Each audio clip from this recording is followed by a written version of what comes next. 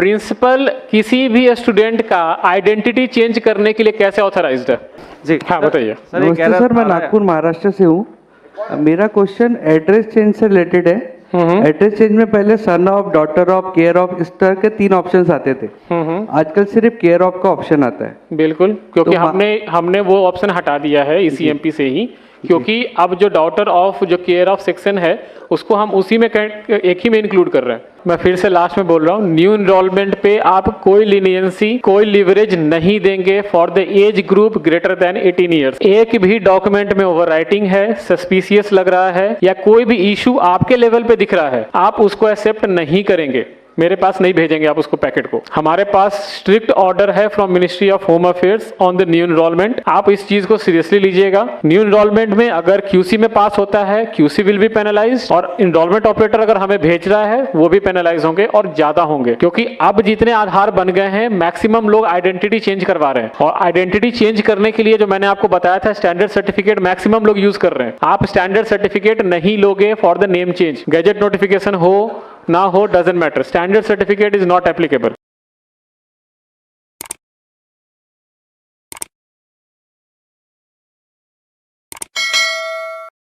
और एक POI में क्या है? Self declaration. बहुत केसेस आ रहे हैं अभी, बहुत। अब मैं इसको क्या समझो, इंटेंशनल है, लैक ऑफ ट्रेनिंग है, या आप जानबूझ के कर रहे हो? तो ये एक कॉमन सिनेरियोज थे, और जो मेरा एक्सपीरियंस था वो मैंने आपको शेयर किया है। इसके अलावा अगर आपके पास कुछ क्वेश्चंस है तो हम उसको डिस्कस करेंगे one by one. Data hold नहीं होता है, डेटा MDD में होल्ड होता है। MDD में टोटल 4 प्रोसेस है। आप सुनो, MDD में टोटल 4 बैच के प्रोसेस चलते हैं, ठीक है? उस 4 बैच के प्रोसेस में 4 ऑटोमेटिक है और 4 मैनुअल है। अगर किसी जगह पे वो सस्पिशियस लगा सिस्टम को, लेकिन जो मैनुअली जो चेक कर रहा है उसको लगा कि नहीं, तो वहां पे आपके पास वो जो चेक करोगे तो दिखेगा डेटा होल्ड पे। क्यों? क्योंकि वो मल्टीपल टाइम वो रिप्रोसेस हो रहा है। सर, जब एनरोलमेंट करते हैं, सर मैं इधर एनरोलमेंट करते हैं, एक बंदे की मशीन है, उसमें वो बंदा एनरोलमेंट करता है, उसमें एनरोलमेंट लिखा हुआ आ रहा है, enrolment got rejected due to technical reason. जब एनरोलमेंट स्लिप को अपन पोर्टल से चेक करते हैं तो वह लिखा हुआ आ रहा है मिसमैच रिलेशनशिप। एग्री होता है। पर क्यों होता है? जी, आपको नहीं पता क्यों होता है? नहीं। किसी को पता है रिलेशनशिप मिसमैच क्यों होता है?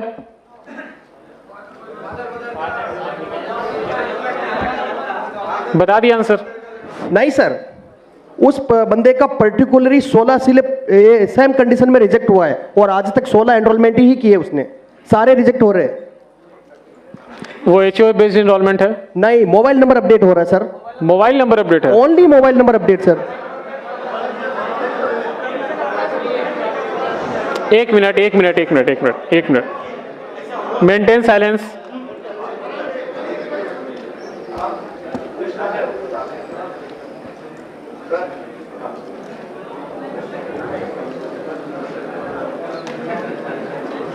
देखो, मेरे पास 2 ऑप्शन है, या तो मैं क्वेश्चन आंसर करूं, और नहीं तो आप बोल लो, मैं जाता हूं। मेरे पास नॉलेज है, इंफॉर्मेशन अगर आपको चाहिए तो ठीक है, नहीं चाहिए तो जैसे सिस्टम चल रहा हो चलता ही रहेगा, कुछ भी कर लो, आप सुधार नहीं सकते। एक क्वेश्चन है, क्वेश्चन 1 बाय 1 कीजिए, उसको एड्रेस करेंगे तो शायद जिसको नहीं पता उसको भी समझ में आएगा कि वो ऐसा प्रॉब्लम है। शायद मेरे लिए भी वो न्यू लर्निंग कर्व हो। एक साथ क्वेश्चन पूछोगे तो ना मुझे समझ में आएगा, ना मैं किसी का आंसर दे सकता हूं। हाँ, आप बोल रहे थे कि HOA बेस्ड एनरोलमेंट नहीं है, बट वो मोबाइल नंबर अपडेट में बार बार इनकरेक्ट रिलेशनशिप में रिजेक्ट हो रहा है। जी सर। ठीक है, ये रिजेक्शन कोड गलत पिक कर रहा है, वो रिजेक्शन कोड नहीं होगा, वो गलत सेडा से पिक हो रहा है। या EID कुछ सैंपल आप निकाल के भेज देना रीजनल ऑफिस को, वो एनालिसिस करके आपको वापस बता। सर, मैंने टेक सपोर्ट पे मेल किया था। टेक सपोर्ट नहीं, आप रीजनल ऑफिस अप्रोच कीजिए, रीजनल ऑफिस को बोलिए कि ये कुछ सैंपल EIDs है 5-6 जो कि इस एरर कैटेगरी में रिजेक्ट हो रहे हैं, जो कि सिर्फ मोबाइल अपडेट है। सर, उस पर्टिकुलर उस ऑपरेटर का ही हो रहा है। एग्जैक्टली यही मैं बोल रहा हूँ कि किसी एक पर्टिकुलर एक सिनेरियोज में हो रहा है ना, तो उस सिनेरियोज का एक एनालिसिस करना पड़ेगा, जो आपको रीजनल ऑफिस जो कि आपको उसका हेल्प करेगी। रीजनल ऑफिस के पास आप अपना एक केस ना आप रिटर्न में दे दो, हम एक बार रीजनल ऑफिस से बात करके आप इस पे रिवर्ट करें। Thank you sir, thank you. लिख लीजिए इसको। ठीक है, नेक्स्ट क्वेश्चन। जी हाँ बताइए। नमस्ते सर, मैं नागपुर महाराष्ट्र से हूँ। मेरा क्वेश्चन एड्रेस चेंज से रिलेटेड है। एड्रेस चेंज में पहले son of, daughter of, care of, इस तरह के 3 ऑप्शंस आते थे। आजकल सिर्फ केयर ऑफ का ऑप्शन आता है। बिल्कुल, क्योंकि तो हमने वो ऑप्शन हटा दिया है ECMP से ही, क्योंकि अब जो डॉटर ऑफ जो केयर ऑफ सेक्शन है उसको हम उसी में एक ही में इंक्लूड कर रहे हैं। सबके लिए सिंपल एक रूल। जी सर, दिक्कत इसमें होता है ना, महाराष्ट्र में क्या होता है, first name, middle name, last name होता है, तो उसमें दिक्कत नहीं होती। कुछ लोग MP साइड से आते हैं, उसका नाम होता है अशोक कुमार और पिता का नाम होता है मुकेश कुमार, तो वो लोग साथ में नहीं लिखते, वो नाम में फर्स्ट नेम में ही लिखते हैं अशोक कुमार और फिर नीचे में सन ऑफ का ऑप्शन होता था, तो वहाँ मुकेश कुमार, फिर एड्रेस स्टार्ट होता था। तो अभी साथ में लिखने के लिए उसके बाद डॉक्यूमेंट नहीं होता, उसके पास सिर्फ मुकेश कुमार का ही डॉक्यूमेंट रहेगा, पापा का नाम साथ में ऐड नहीं रहता उसके डॉक्यूमेंट में। नहीं, तो आप केयर ऑफ सेक्शन में ही उसको डाल दीजिए ना, मेरे पास तो रेस्पेक्टिव डॉक्यूमेंट आ गया ना उसका। जी। उनको क्यों चाहिए कि वो सन ऑफ ही लिखवाएं अपने आधार पे? तो क्योंकि वो नाम के साथ ऐड नहीं होता ना उनके पापा का नाम, वो साथ में सिर्फ फर्स्ट नेम और कुमार ऐड करवाते हैं बस। एग्जैक्टली वही मैं बोलना चाह रहा हूँ कि जो रेसिडेंट के पॉइंट ऑफ व्यू से सोच रहे हैं, आप आधार के पॉइंट ऑफ व्यू से सोचिए कि अगर मैंने ये लीनियंसी दी तो कल को कोई भी जो नेम अपडेट होता है वो नेम अपडेट भी कोई एक ID प्रूफ दिखा के वो कर लेगा। जो एक पैन कार्ड दिखाएगा वो बोलेगा कि ऊपर मेरा नेम है, नीचे फादर नेम है, आप उसको पिक कर लो। मैं क्यों पिक करूं उस चीज को? इसीलिए हमने उसको स्टैंडर्डाइज कर दिया है कि नहीं, केयर ऑफ सेक्शन ही रहेगा। आप जो एनरोलमेंट स्लिप में आप डालोगे उसके कॉरस्पॉन्डिंग जो डॉक्यूमेंट होगा वहां पे अगर उनका नाम होगा तो वेल एंड गुड है, नहीं होगा तो हम उसको रिजेक्ट करेंगे। जी, और सर एड्रेस से रिलेटेड एक और क्वेश्चन है, अगर इलेक्ट्रिसिटी बिल हम ऐड कर रहे हैं प्रूफ ऑफ रेसिडेंट में, सुनो बाकी लोगों को भी समय दो। सर सेम एड्रेस से रिलेटेड पूछ रहा हूँ। ठीक है, दूसरे लोग भी पूछ लेंगे। सर सर एक एरर आ रही है, हम अपडेट किया कहाँ से बोल रहे हैं? जी सर। हाँ सर आधार कार्ड अपडेट किया, 4 दिन बाद साइट पे स्टेटस चेक किया, आधार सक्सेसफुली अपडेटेड जनरेटेड, लेकिन डेटा उसका डाउनलोड कर रहे हैं तो पुराना ही डेटा उसका शो कर रहा है। बिल्कुल हो सकता है। आधार अपडेट होने के बाद जो मैंने FMS तक आपको फ्रॉड मैनेजमेंट सिस्टम तक समझाया था, उसके बाद एक प्रोसेस होता है UID पिकर। UID पिकर में क्या होता है कि अगर न्यू इनरोलमेंट है तो एक 12 नंबर का रैंडम जो डिजिट है वो पिक करके उसके साथ एसोसिएट होगा, या फिर अगर अपडेट है तो उस नंबर के साथ उसको लिंक करके आधार जनरेट किया जाता है, जो कि बाद में XML फाइल जनरेट होता है। आधार आपका अपडेट हो गया है, लेकिन जब तक XML फाइल जनरेट नहीं होगा तब तक आप उसको डाउनलोड नहीं कर सकते। XML फाइल इज बेसिकली जो आपका लुक एंड फील होता है ना, जो आप डाउनलोड करते हैं उसको XML फाइल बोलते हैं। तो वो जब होगा तो फिर आप उसको डाउनलोड कर सकते हैं। 1 मिनट, कहाँ से? हाँ बताइए। वो कुछ बोलना चाह रहा था। हाँ बताओ। हाँ इधर।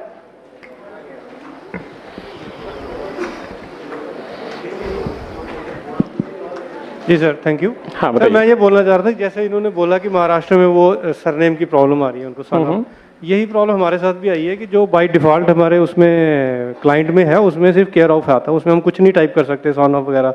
जैसे हम उसमें स्लैश टाइप करते हैं उसको नहीं लेता है वो, लेकिन यही अगर हम ऑनलाइन करता है कोई तो उसमें वो ले लेता है।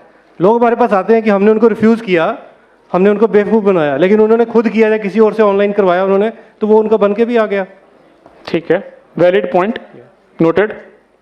हम देखेंगे इस पे, वैलिड पॉइंट है। हमारे टीम से कोई इस पॉइंट को नोट कर लीजिएगा कि ECMP क्लाइंट में ऑप्शन नहीं आ रहा है, SSUP में ही ऑप्शन है। Next question, 1 by 1।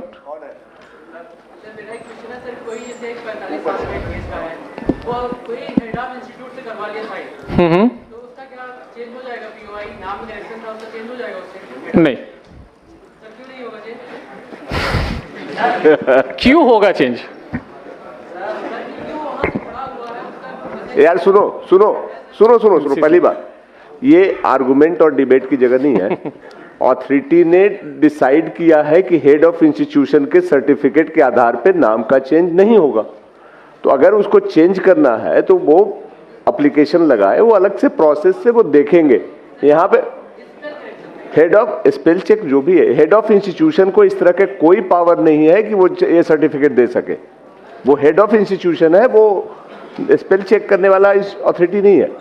तो जो रूल है वो समझो और उसके हिसाब से काम करो, ठीक है? मैं आपका इसका क्वेश्चन का आंसर सिंपल देता हूं। तो एक मिनट थोड़े दिन रुक जाइए, नया लिस्ट आ जाएगा। हाँ हाँ नहीं, कर लीजिए। नहीं देखिए, आप ऐसे समझिए, हेड ऑफ द इंस्टीट्यूट है जो प्रिंसिपल, मैं इसे प्रिंसिपल मान के चलता हूँ। अगर आप इस तरह के केसेस को सबको बोले कि नहीं ये पास हो जाना चाहिए, तो स्कूल में ही आप समझो कि सारे नाम जब अपडेट करवा लेंगे। गीता जो है GEETA से GITA हो जाएगी। जो क्यों? क्योंकि है प्रिंसिपल ने लिख के दे दिया है। प्रिंसिपल कैसे किसी का आइडेंटिटी प्रूफ बन सकता है? Sir my query UCL related. एक मिनट।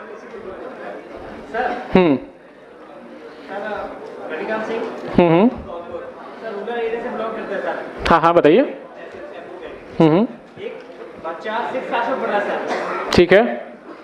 ऐसे पर उसके आधार में रिकॉर्ड है PRABIN। ठीक है सर। और डेट ऑफ बर्थ भी उसकी जो भी है। एज पर स्कूल रिकॉर्ड है उसका नाम है PRAGWN। ठीक है। ठीक है सर। अब ये बताओ उसको किसके बिहाफ पे हम चेंज कर सकते हैं सर? तो आपने पहले वो नाम पे क्यों आधार बनवाया? क्या सर? आपने पहले उस नाम पे आधार क्यों बनवाया? बच्चे अब वही तो कह रहे हैं सर, आधार पैन नहीं, सिंपल सॉल्यूशन है। आप RGI जाइए, बर्थ सर्टिफिकेट अपडेट करवाइए, इजी प्रोसेस है। बर्थ सर्टिफिकेट अपडेट करवाइए, हमें भी दे दीजिए, हम बर्थ सर्टिफिकेट बेसिस पे आपको तुरंत अपडेट कर देंगे। RGI जो ये गवर्नमेंट बॉडीज होती है, they are authorised to act as a POI। Principal headmaster नहीं ऑथराइज्ड हैं POI को प्रूफ करने के लिए।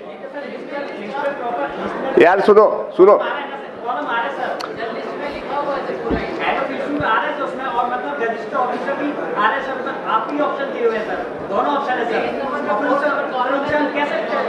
एक मिनट। क्या लिखा हुआ है लिस्ट ऑफ डॉक्यूमेंट में?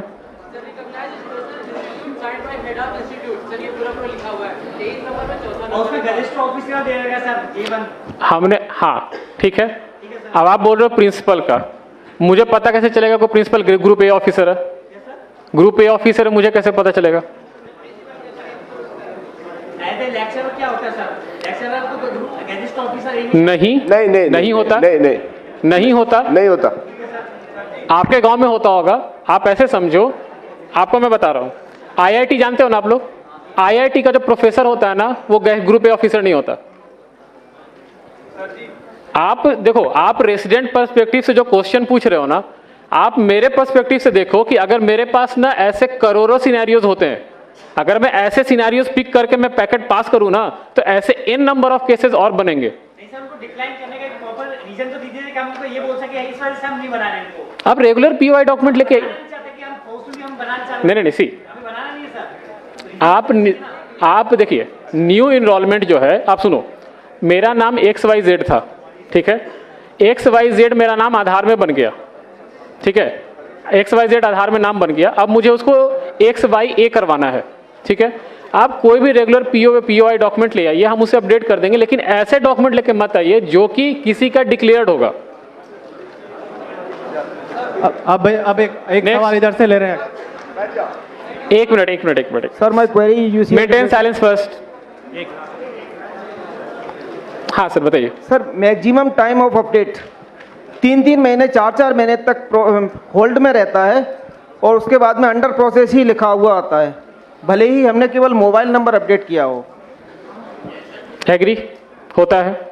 तो कोई सॉल्यूशन इसके लिए देखिए, ये जो है ये कोई इंटेंशनल प्रॉब्लम नहीं है। ये क्या होता है ना कि जब आप कोई भी आधार को अपडेट करते हैं, आप वहाँ पे बताते हैं कि मोबाइल नंबर अपडेट है, लेकिन जो प्रोसेस है पूरा अपडेट होने का, वो प्रोसेस तो वो ट्रैवल करेगा। उसके बीच में कहीं पे भी उस पैकेट का स्ट्रक्चर खराब हो गया ड्यू टू टेक्निकल रीजंस, मैं मतलब टेक सेंटर में कुछ हुआ, हमने ECMP क्लाइंट वर्जन अपडेट कर दिया, या फिर कुछ अपडेट आ गए, इसकी वजह से क्या होता है कि उसका रैंडम में बीच रास्ते में उसका पैकेट का स्ट्रक्चर खराब हो जाता है। वो उसको बार रिकॉल करता रहेगा कि पुराने वाले आइडेंटिटी पे, कभी कभी पास कर जाता है, कभी कभी वो अंडर प्रोसेस अटक जाता है। कभी कभी ये भी होता है कि आप ECMP से डालिए, वो अंडर प्रोसेस है, SSUP से डालिए, वो पास पहले निकल जाता है। कई बार कस्टमर के पास में रिजेक्ट का मैसेज आता है, और जब डाउनलोड करते हैं तो सही से डाउनलोड हो जाता है। हाँ बिल्कुल, वो देखिए, हमने क्या बोला कि हमारा जो सेडा सिस्टम है, सेडा सिस्टम पे हमने अपडेट कर दिया। जो पोर्टल है या रेसिडेंट को जो मैसेज जा रहा है वहाँ अपडेट नहीं हुआ, लेकिन जो उसका XML फाइल है वो जनरेट हो गया। उस केस में उसका आधार अपडेट हो चुका है, वो डाउनलोड कर सकते हैं। लेकिन जो पोर्टल जो आप बात कर रहे हो अंडर प्रोसेस है, वो वहाँ पे अपडेट नहीं हुआ है। सर एक चीज ये वाइस वर्सा भी हो सकता है। ECMP में पैकेट को चेक किया जा सकता है, जबकि UCL में हम चाहते हैं कि लास्ट में सबमिट करने से पहले एक बार हम पूरा व्यू करके देख लें कि हमने डाटा सही से अपडेट सही से डाटा डाला नहीं। सबमिट से पहले एक व्यू का ऑप्शन हो, रिव्यू का, तो उसमें सारी चीजें एक साथ दिख जाएं, उसके बाद सबमिट हो। Valid point. टीम प्लीज इस पॉइंट को भी लिख लीजिए कि UCL में अगर UCL में जैसे ECMP में दिखता है वैसे UCL में भी ऑप्शन होना चाहिए समराइज सबमिट करने से पहले कि एक बार ऑपरेटर जो है चेक कर सकें कि इस इंफॉर्मेशन को डाला वो सही है या नहीं। वैलिड पॉइंट है, टीम इस पर नोट कर लीजिए। Thank you. एक सर लैंग्वेज चेंज का ऑप्शन नहीं होता यदि किसी UCL में यदि हमें किसी महाराष्ट्र वाले का डाटा अपडेट करना है, एड्रेस अपडेट करना है, उसके बाद में वैलिड डॉक्यूमेंट भी है, लेकिन हम उसे हिंदी लैंग्वेज में कन्वर्ट नहीं कर सकते, और महाराष्ट्रियन हमको आती नहीं है, कन्नड़ हमको आती नहीं है, केवल हम इंग्लिश में उसका डाटा अपडेट कर सकते हैं, लेकिन हिंदी में उसमें लोकल लैंग्वेज में क्या आ रहा है ये हम नहीं जानते। लोकल लैंग्वेज चेंज करने का ऑप्शन भी होना चाहिए ताकि हम हिंदी में उसका एड्रेस अपडेट कर सकें जो उसके वैलिड डॉक्यूमेंट में है। ठीक है, आपका क्वेश्चन का आंसर देंगे तिवारी जी, एक बार जाकर उनको आंसर दीजिए। नेक्स्ट क्वेश्चन पूछिए, आप जाकर उनको इन पर्सन आंसर दीजिए। UCL क्लाइंट जो होता है ऑनलाइन चलता है और जो ECMP क्लाइंट होता है वो ऑफलाइन होता है। हम डेटा जो अपलोड करते हैं वो ऑनलाइन करते हैं, बट जो इनरोलमेंट न्यू या अपडेट करते हैं ऑफलाइन करते हैं ECMP क्लाइंट से। तो जो हमारा पहले आधार बन चुका है जिस लैंग्वेज में, उस लैंग्वेज को रेसिडेंट जब अपना थंब लगाता है तो डेटा फैच करके सिस्टम पर दिखाता है और उसी डेटा पे हम जो है अपना अपडेट करते हैं। तो हमारा ओल्ड डेटा ऑलरेडी जब सिस्टम में रखा हुआ है और हमारा ऑथेंटिकेशन करके वो भेज रहा है तो उसमें हम चेंज नहीं कर सकते हैं। आपको चेंज करने के लिए क्लाइंट के थ्रू अपलोड करेंगे तब जाके चेंज होगा, क्योंकि आपका उसमें बायोमेट्रिक लिया जाएगा। UCL ऑनलाइन क्लाइंट चलता है। एक मिनट। UCL से रिलेटेड अगर क्वेश्चन है तिवारी जी एक बार जाकर उनको इन पर्सन बताइए। दूसरा क्वेश्चन पूछिए कोई। एक minute, one at a time. Family है, उसके 5 मेंबर थे, तभी डॉक्यूमेंट अपडेट का ऑप्शन आया हुआ है, ठीक है। एक मिनट साइलेंस प्लीज। मैंने उस फैमिली के 4 डॉक्यूमेंट अपडेट्स कर दिए। जो उनकी मदर है उनका जैसे ही मैं डॉक्यूमेंट अपडेट के लिए फिंगर लगाता हूँ आधार नंबर डाल के, तो सिस्टम हैंग हो जाता है। वो कम से कम 5 बार ट्राई कर चुका हूँ मैं 1 महीने के अंदर, 5 बार सेम प्रोसेस हुआ है। उस पर्टिकुलर उस रेसिडेंट के साथ ही हो रहा है? हाँ, उसी के साथ हो रहा है। बायोमेट्रिक लेने का टाइम होता है? हाँ, जैसे बायोमेट्रिक लिया, फाइल आधार किया, वो इसीलिए हो रहा होगा कि लास्ट टाइम जो उनका आधार बना होगा या अपडेट हुआ होगा, बायोमेट्रिक का स्कोर सही नहीं होगा और वो दोबारा जब आप अपडेट कर रहे हो तो बायोमेट्रिक मैच नहीं कर रहे, इसलिए सिस्टम आपको अलाउ नहीं करता है। उस रेसिडेंट का आप अलग से स्पेशल रिक्वेस्ट रेज कीजिए आरओ को, आरओ वहां पे बुला के उनको अपडेट करेंगे, आपसे नहीं होगा फिर। हाँ